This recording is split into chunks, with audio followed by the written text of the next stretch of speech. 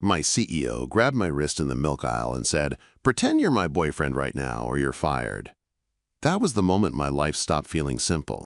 Up until that night, I was just Liam Shaw. I am 26, living in a quiet suburb outside San Diego. The kind of place that has strip malls, palm trees, and streets that all look the same under the hot sun. I work as an analyst at a big strategy firm downtown. It is a solid job, with a good paycheck. It keeps my one-bedroom apartment stocked with coffee and pays the rent on time. My life is simple. I wake up at 6:30, make black coffee, drive into the city, sit at my desk in our glass office tower, and spend the day crunching numbers and building reports. Most nights I stay late, finish my work, then maybe go for a jog along the coast or crash on my couch with a movie. I am not the guy who goes out clubbing every weekend. I am not the guy who has some wild dating story. I had a couple of short relationships in college, but nothing deep. I guess I keep my guard up. It is easier to focus on work than let someone close enough to hurt me. The firm I work for is one of those shiny giants with high ceilings, glass walls, and people in suits who walk fast and talk faster. At the top of it all is our CEO, Vivian Hart. Vivian is 39. She has the kind of presence that makes a room go quiet without her even trying. People call her the Ice Queen behind her back. I have heard it in the break room whispers. Cold, untouchable, sharp. I have seen her in meetings from a distance. Dark hair pulled back tight.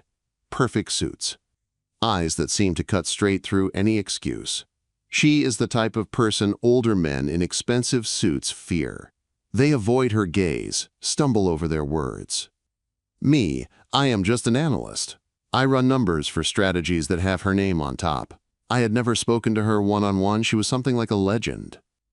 Someone you see on the top floor, through glass, but never get close to. Until that night in the supermarket. It was around 10 at night. The air outside felt thick with salt from the ocean and the leftover heat from the day. I had run out of coffee filters again and needed milk for the morning. So there I was, standing under buzzing fluorescent lights in this half-empty store, holding a carton of almond milk and wondering if I should just buy regular milk to save some money. I was alone in the aisle, or at least I thought I was. One second I was staring at the shelf, the next a hand grabbed my wrist so hard I almost dropped the milk. I turned, and my heart almost stopped. It was Vivian, my CEO. Standing there in jeans and a simple top, her dark hair loose around her shoulders, no suit, no heels. No perfect boardroom armor, her face was pale, her eyes wide and locked on something over my shoulder. She stepped in close, so close I could feel her breath on my neck, and whispered, "Pretend you're my boyfriend right now, or you're fired." My brain froze. I just stared at her, the carton of milk hanging from my hand. "What?" I managed to say. Her fingers tightened around my wrist. I could feel her nails press into my skin. "Do not ask questions. Just hold my hand and smile. Act like this is normal." Her voice was low and sharp, but underneath it, there was something else. Fear. I swallowed hard. My job, my apartment, my whole careful life flashed through my head in 1 second. I did the only thing I could think of. I nodded. I let the milk drop into the basket at my feet, took her hand, and forced my mouth into something close to a smile.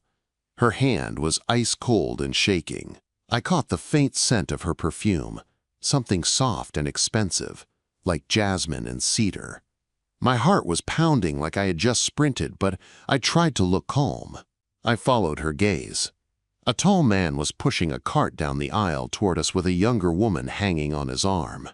He wore a designer jacket and had that smug grin rich guys seem to grow with their money. The woman with him was laughing at something he said, her hand resting on his chest, like she needed everyone to know he was hers. "Her ex-husband?" I whispered without moving my lips. Vivian's jaw tightened. "And his new girlfriend," she muttered back. Her tone was flat, but I could feel the anger and pain under it. I did not know their story, but I could feel the weight of it in the way she clung to my hand, so I squeezed her fingers, just a little, like I was telling her I had her back. "Hey, babe," I said, loud enough for them to hear as they moved closer down the aisle. Did you find that wine you like?" The words felt strange in my mouth. Babe, wine. It felt like some scene out of a cheesy movie. But when she looked up at me, something in her eyes changed. The panic slipped back, just a bit. "Yes," she said, and her voice sounded almost steady. "I did." She leaned into me, her shoulder brushing my arm. For a second, it almost felt real. Like we were just a couple picking up groceries late at night. We walked past her ex and his girlfriend. I slid my arm around her waist in one smooth move, hoping it looked natural from the outside. I could feel how tense she was, her muscles tight under my hand, but then I felt her slowly exhale and relax into me. The man glanced at us as we passed. His eyes moved from her to me, then back again. I could not read his expression, but he looked curious, maybe annoyed that she did not stop. The woman with him did not even look up. We made it to the end of the aisle, turned the corner, and kept walking like nothing had happened. When we stepped out into the parking lot, the cool night air wrapped around us. Vivian let go of my hand like it was on fire. She took a deep breath, lifted her chin, and I watched her slide the CEO mask back into place right in front of me. "You are better at this than I expected, Liam," she said, her voice dry again. I tried to joke, even though my chest was tight. "So you really would have fired me if I said no?" She looked at me then, a quick glance, and the corner of her mouth lifted in the smallest smile. "No," she said, "but you should start buying coffee before you get to the office." Then she turned and walked toward a sleek black BMW, unlocked it, and got in without another word. I stood there in the parking lot holding a basket with milk and coffee filters, my skin still tingling where her hand had been, and wondered what had just happened to my life. I did not sleep that night. Every time I closed my eyes, I saw her face in that harsh grocery store light. The fear, the anger, the way she had leaned into me and steadied her breathing. I smelled her perfume on my wrist, and it felt like the moment was still happening. The next morning, the glass tower of the firm rose over downtown San Diego like nothing had changed. I walked in with my usual travel mug of coffee and my badge clipped to my belt, telling myself it had been a strange one-time thing. From my desk, I saw her walk through the office, hair pulled back tight, black suit, heels clicking on the tile, voice sharp as she gave orders.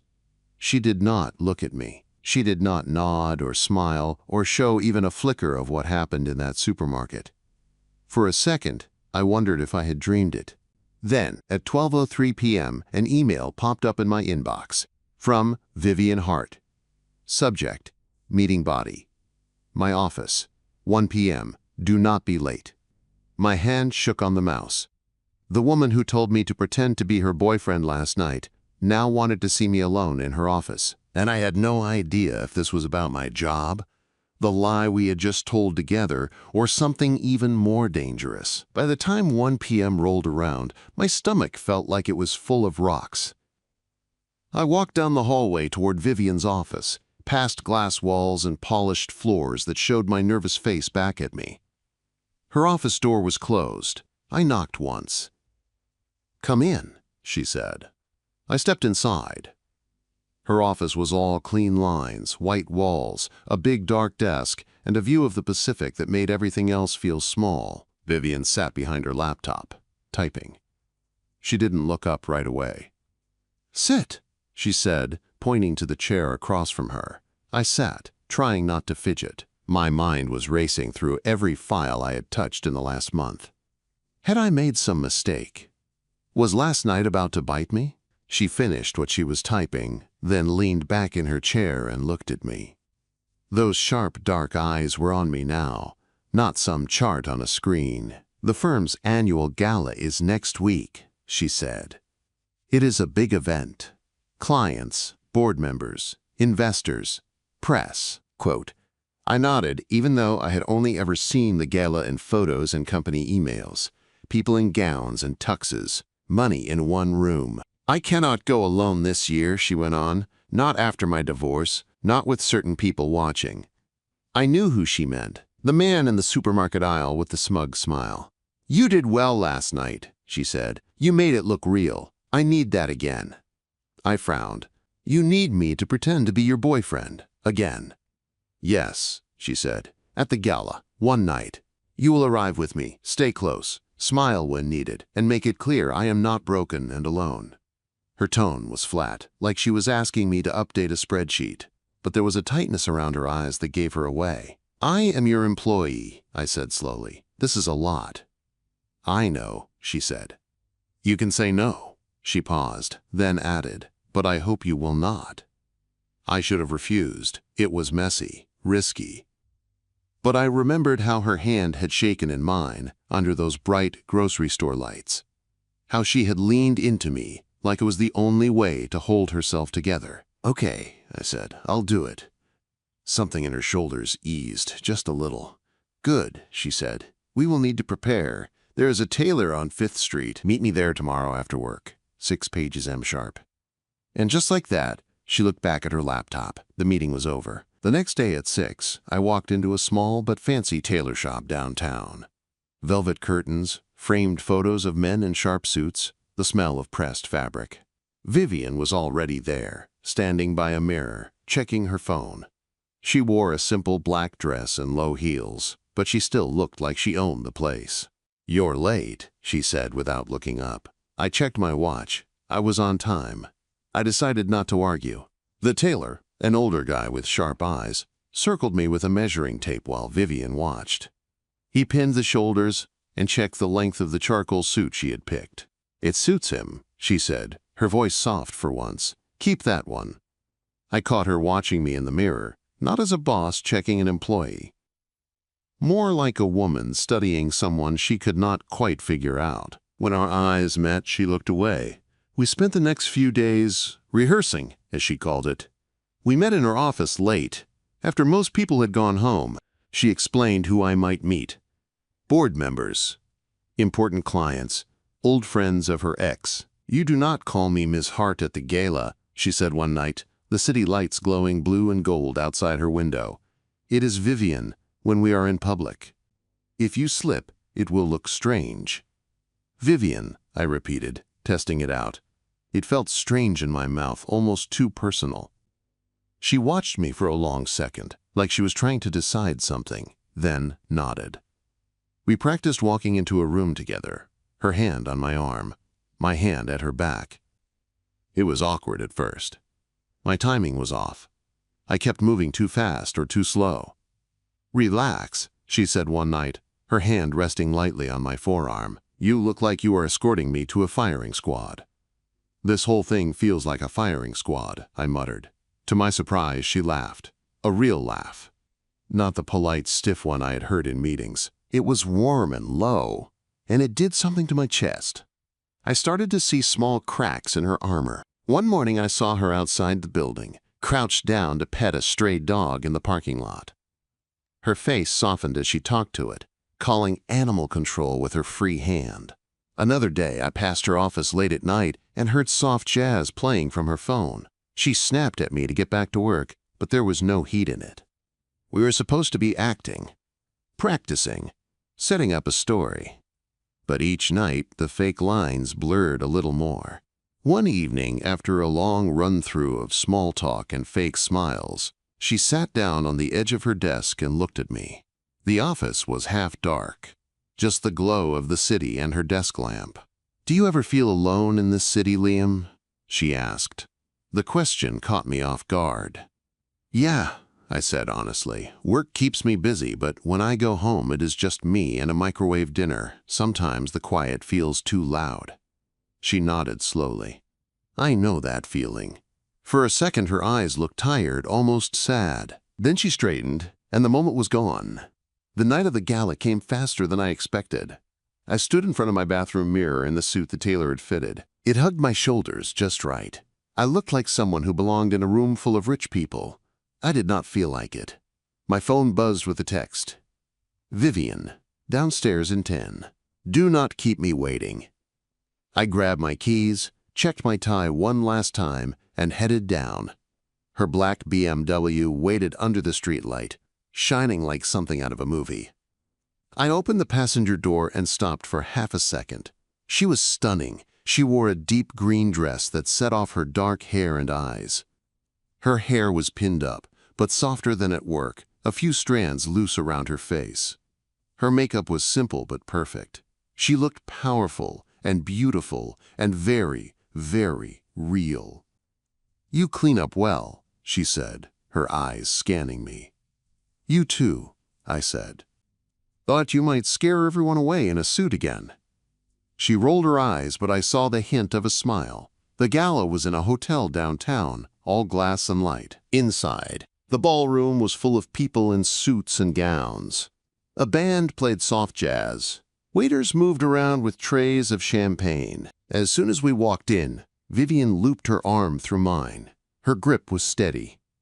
"Do not stare," she murmured near my ear. "If you look nervous, they will smell it." "Too late," I said under my breath. We moved through the room together. She introduced me as her boyfriend without a flinch. "This is Liam," she said to a board member. "He works in analytics and has been very patient with my schedule." I shook hands, smiled, answered questions about work, sports, even the weather. I could feel people sizing me up. Some smiled. Some looked confused. Some looked jealous. I also watched her.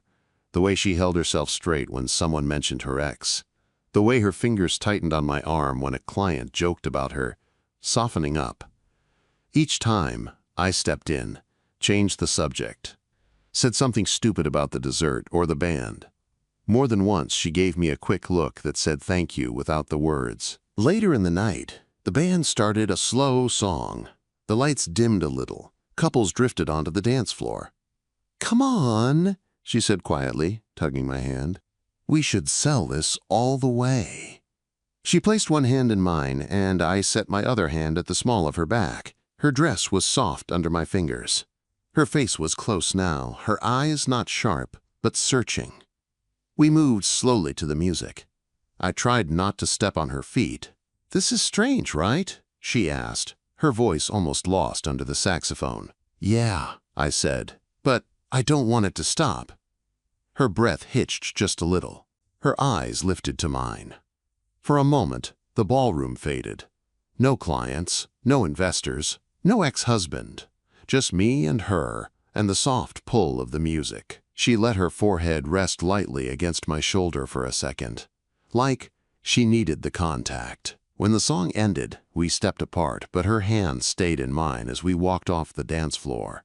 Later, when we rode the elevator down at the end of the night, the doors closed and the noise of the gala cut off. It was just us in the small, quiet space. She let out a slow breath and leaned back against the wall. "Tonight was not terrible," she said. "High praise from you," I said. She laughed softly. The sound filled the elevator. I looked at her, at the woman in the green dress who trusted me enough to let me see behind her mask. "Vivian," I said, my voice low. "This doesn't feel fake anymore." She looked at me, and for the first time there was no ice in her eyes at all. Just fear, hope, and something that looked a lot like the way I felt. She did not say a word, but her fingers slid into mine and held on. The week after the gala felt like walking on a tightrope with no net under me. On the outside, everything went back to normal. I sat at my usual desk. I opened my usual spreadsheets. People sent the same kinds of emails. But inside, nothing felt normal. I kept replaying that night in my head. Vivian, in the green dress, her hand in mine. The way she rested her forehead on my shoulder for that 1 second like she was letting herself lean on someone. The way she held my hand in the elevator when I said it didn't feel fake anymore. I went into work on Monday half, expecting her to call me in, to talk about what happened, to lay down rules, or maybe admit she felt something too. But she didn't. She walked through the office like always, hair pinned up, black suit, heels clicking on the tile. She gave orders, talked to department heads, checked her watch. She didn't look at me once. At first, I told myself she was just being careful. CEO and analyst didn't exactly scream public romance. So I waited. 1 day, 2 days. By Wednesday, my chest felt tight. On Thursday morning, everything exploded. I was in the break room pouring myself a second cup of coffee when I heard 2 people from marketing whispering by the water cooler. "Did you see the photo from the gala?" one of them said. "What, of Hart?" the other asked. Yeah. Never thought the Ice Queen would actually let someone touch her. They laughed under their breath. My stomach dropped. I pulled out my phone and checked the company group chat. There it was, a grainy picture someone had snapped on their phone. Me and Vivian on the dance floor, my hand on her back, her face tilted up toward mine, both of us smiling. It looked real. Too real. Someone had captioned it, "Guess we know how to get promoted now." I felt the blood drain from my face. The picture wasn't dirty, no kiss, no weird pose. But in a place like this, where everyone watched everything, it was enough to start rumors. By lunch, I could feel eyes on me everywhere I went. When I walked past desks, conversations dipped and then rose again. Sleeping his way up, I heard someone mutter as I passed. "She could be his mother," another voice hissed. I gripped my coffee so hard the lid popped off. I tried to focus on my work, but my hands shook over my keyboard. I wondered if she had seen it. If she knew what people were saying. If she cared. At 1:30 p.m., an email hit my inbox from HR subject meeting. 2 p.m. My heart slammed against my ribs. When I walked into the small conference room, my palms were sweaty. 2 HR reps sat on one side of the table with folders in front of them. Vivian sat at the far end, her posture straight, her face blank. "Have a seat, Liam," the head of HR said. I sat down, my eyes flicking to Vivian. She didn't look at me. She stared at the table, jaw tight. "We've received reports of inappropriate conduct at the company gala," HR started. "There's a photo circulating that suggests a possible relationship between you and Ms. Hart. As you know, this raises questions about power imbalance and conflict of interest." "It's not what you think," I said quickly. "The gala." "We'll give you a chance to explain," he said, holding up a hand. "But first, we have to protect the company. Until this is reviewed, you're being suspended with pay effective immediately. You're not to enter the building or access company systems until further notice." The word "suspended" hit me like a brick. I turned my head, looking at Vivian, waiting for her to say something. To step in. To tell them this was her idea, her plan. That she asked me to pretend. That I wasn't chasing her for power. But she didn't say a word. Her face was still. Her hands were folded so tightly in her lap that her knuckles had gone white. She kept her eyes down. "Vivian," I said, my voice low. She didn't look up. HR wrapped up the meeting, slid a printed document across the table, and made me sign it. Suspension. Investigation. Code of conduct. The words blurred on the page. I walked out of that room feeling like the floor had dropped away. They took my badge at the front desk. I stepped out into the bright San Diego sun, with nothing but my phone and a knot of anger and hurt in my chest. Back at my apartment, I paced the living room, trying to make sense of it. She had pulled me into this. The supermarket. The gala. The act. The hand-holding. The dance. And then she sat there and let them treat me like I was some problem they needed to get rid of. I grabbed my phone and typed out a message with my thumb shaking. "You let them suspend me. Was it all just a game to you?" I hit send before I could second-guess it. The message showed as delivered. Then, nothing. Minutes passed. An hour. 2 hours. No reply. Anger burned in my stomach. I felt stupid. A toy. Some safe prop she could use to look human in front of the board and then toss away when it got messy. The next morning, I didn't go to work. I shot off a few half-hearted job applications. I tried to watch TV. None of it stuck. My mind stayed stuck in that conference room. In her silence. 2 days later, my friend Josh from the analytics team called me. "Dude," he said as soon as I picked up, "you seeing this?" Quote. "Seeing what?" I asked. "Your email," he said. "Company announcement. Check it." My heart started racing. I opened my inbox on my phone. My company access was still active for email. There at the top was a message from the board. Subject, leadership change. I opened it. It said Vivian had resigned as CEO, effective immediately. She had chosen to pursue other opportunities. The board thanked her for her years of leadership. There was some fake corporate language about new direction and continued growth. My head spun. "She quit," I said. "Quit?" Josh snorted on the phone. "More like refused to play nice. Rumor is the board wanted to make an example out of you, fire you, blame you for inappropriate behavior, so she stayed safe. Instead, she went off on them and walked. Whole senior team is freaking out." I sank down onto my couch. "She defended me?" I asked, my voice quiet. "Hard," he said. "I wasn't in the room, but people are talking. Said she told them it was her fault, her idea, and she wouldn't let them ruin some analyst to save face. She turned in her badge and left. No one has seen her since." When the call ended, I just sat there staring at the wall. The anger I had been clinging to started to crumble. She hadn't spoken in that HR meeting because she was strategizing, not to protect herself, to protect me. She found a way to make sure I got suspended and not fired while she took the real hit on the back end. She gave up everything. The company she built, the title everyone feared, the power she had earned. For me, I looked at my last message to her. "You let them suspend me. Was it all just a game to you?" Shame burned through me. I tried calling her. Her work line went dead. Her company email bounced back. I dug through old messages until I found the personal number she had texted from once about the tailor. I called. Straight to voicemail. Days passed. I went by the office building and saw a new name being added under CEO in the lobby.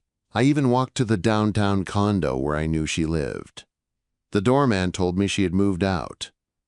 No forwarding address. She was gone. I kept thinking about her saying she felt alone in this city, about the way her voice had shaken in the supermarket, about her laugh in the elevator, about her fingers sliding into mine like they belonged there. I had fallen for her without meaning to, not for the CEO, not for the power, but for the woman underneath the armor. Now she had vanished, and I didn't know how to find her or how to fix what I had said. One late night, restless and tired of staring at my ceiling, I grabbed my keys and drove. I didn't even know where I was going until I pulled into the parking lot of the same supermarket where it all started. The place was almost empty again. Same buzzing lights. Same cold air. Same aisles. I walked in, heart heavy, telling myself I was being stupid. She wouldn't be here. Why would she? Still, my feet carried me straight to the wine section, to that aisle where she had grabbed my wrist and changed my life. I turned the corner, eyes on the shelves, and stopped cold. There, standing in front of the Reds, holding a familiar bottle of Cabernet, was Vivian. Hair down, no makeup, no suit, just a simple sweater and jeans. For a second, I thought she was a ghost my mind had created because I wanted to see her so badly. Then, she looked up. Her eyes met mine. Surprise flashed across her face. Then, something else. Hope. My heart started pounding so hard I could feel it in my throat. "Vivian," I said, my voice rough. She blinked like she wasn't sure I was real either and whispered, "Liam." We were back where it started, but this time there was no act, no threat, no audience. Just the two of us in a quiet aisle, with everything unsaid hanging between us, and one last chance to finally tell the truth. For a second, we just stared at each other in that harsh supermarket light. Same aisle, same shelves, same buzzing sound above us. It felt like time had folded in on itself and dropped us back where everything started. Vivian was holding a bottle of red wine. Her hair was loose around her shoulders. No perfect bun, no blazer. Just a soft gray sweater and dark jeans. She looked smaller like this, but somehow more real than ever. "Liam," she said again, a little stronger this time. "Hey, I managed, my throat tight. I thought I was seeing things." She let out a short breath that sounded almost like a laugh. "I have been coming here a lot," she said. "Habit, I guess. Hard to let go of the place where I threatened to fire you in front of the milk." I smiled in spite of everything. "Yeah, you did kind of scare me to death." "You still did it," she said quietly. "You still helped me." The silence that followed was heavy, not empty, just full of things we had not said yet. "I heard about what you did," I said, "at the board, at the firm." Something flickered in her eyes. She set the bottle back on the shelf and folded her arms, like she was bracing herself. "I could not let them fire you," she said. "They wanted to use you as a shield and pretend everything was your fault. One young analyst is easier to sacrifice than a CEO with a name on the building." "You quit your whole life for that," I said. "Your company, your position, everything you built." She shook her head. "I built that place, yes, I was proud of it, but somewhere along the way it became the only thing people saw. The board did not care about the truth, they only cared about the story they could sell." Her eyes met mine, steady now. "When they said they would fire you," she went on, "I realized I could either save myself or protect the one person who had never used me for anything. The man who held my hand in a grocery store when my past walked by. The one who made me feel like more than my job title." "And then you sat there in HR and did not say anything," I said. The words came out rough. "I thought you chose them." Pain crossed her face. "I know," she said. "I saw the way you looked at me. I wanted to speak. I wanted to tell them everything, but they controlled the room. If I admitted the gala was my idea in front of them, they would have fired you on the spot and still asked me to stay. I had to keep you suspended and then walk away myself later. It was the only strategy I had." I swallowed hard. The anger I had been holding onto for weeks felt thin now, worn out by the truth. "I sent you a text," I said. "Something stupid. I said you let them bury me, that maybe it was all just a game." She closed her eyes for a second. "I read it," she said. I wanted to answer, but by then I had already handed in my resignation. They cut my access. I lost my number. I saw that message and realized I had hurt you even while trying to protect you. I thought you would never want to see me again." "Well," I said softly, "here I am. In the wine aisle. Again." That pulled a real smile out of her. Small, but real. "Why did you come here tonight?" she asked. "I could not sleep," I said. I kept thinking about the first night. About you grabbing my wrist and saying, "Pretend to be my boyfriend or you are fired." About everything that happened after. I guess I hoped the universe might give me one more chance to see you, to fix what I broke. She took a small step closer. We were not touching, but it felt close. "You did not break it alone," she said. "I built a life where I was always in control, and then I dragged you into my problems. You had every right to be angry." "I was angry," I said, "until I found out you walked away from everything for me. That kind of killed the anger." We stood there between rows of bottles and price tags, in a place that smelled like cardboard and cold air, and it felt more important than any meeting room I had ever been in. "I need to say this," I said. My voice shook a little, but I kept going. "I fell for you, Vivian, not for the title or the power, for the woman who hates storms. The woman who listens to jazz at midnight and pets stray dogs in the parking lot. The woman who trusted me enough to lean on me when she never leans on anyone." I thought I was just acting at first, but somewhere between the supermarket and the gala and that stupid elevator, it stopped feeling fake. "I love you." Her eyes filled fast. She pressed her lips together like she was trying to keep herself from falling apart right there in front of the discount tags. "You cannot say that lightly," she whispered. "I am older. I was your boss. People will talk. They will judge you. They have already judged you." "I know," I said. "They judged me when they saw that dance floor photo. They said things behind my back. It hurt, but it hurt a lot less than losing you." A tear slid down her cheek. She did not wipe it away. "I love you too," she said. The words came out quiet but clear. I tried not to. I told myself you were too young, that I had already hurt you enough. But when I walked out of that building for the last time, all I could think about was you. Not the board, not my ex, not my job, just you. I reached for her hand. This time it was not shaking. Her fingers curled into mine like they were meant to be there. "What are we supposed to do now?" I asked. "We do not work together. We do not have to pretend anymore. So what are we?" She took a slow breath, then stepped closer so I could feel the warmth of her body across the small space between us. "We stop hiding," she said. "We stop acting. We start from where we are, not from where everyone expects us to be. No Ms. Hart, no CEO, no analyst. Just Vivian and Liam." I laughed softly. Vivian and Liam, who met in the milk aisle because she threatened his job. Her smile widened. "You did say you really did not want to lose your job," she said. "That is still true," I said, "but losing you would be worse." We stood there for another moment, just holding hands, letting the noise of the store fade into the background. No one turned the corner into our aisle. No one interrupted. It felt like the universe had stepped back to give us room. "Come on," she said finally, squeezing my hand. "If we stay here much longer, someone is going to need this bottle of wine more than we do." "Who says we do not need it?" I asked. She picked up the same bottle she had been holding before and dropped it into her basket. "Fine," she said. "We both need it." We checked out together. The cashier did not even look twice at us, just scanned our things and wished us a good night. Outside, the parking lot glowed under streetlights. The air was cool and smelled like wet asphalt and distant ocean. Vivian walked beside me, her arm brushing mine. It felt easy. "What are you doing now?" she asked as we reached her car, work-wise. "Looking," I said. "HR called. They are clearing my record, calling it a misunderstanding. I am free to move on. I figured I might try a smaller firm, maybe something where I am not invisible." She nodded. "You were never invisible to me," she said.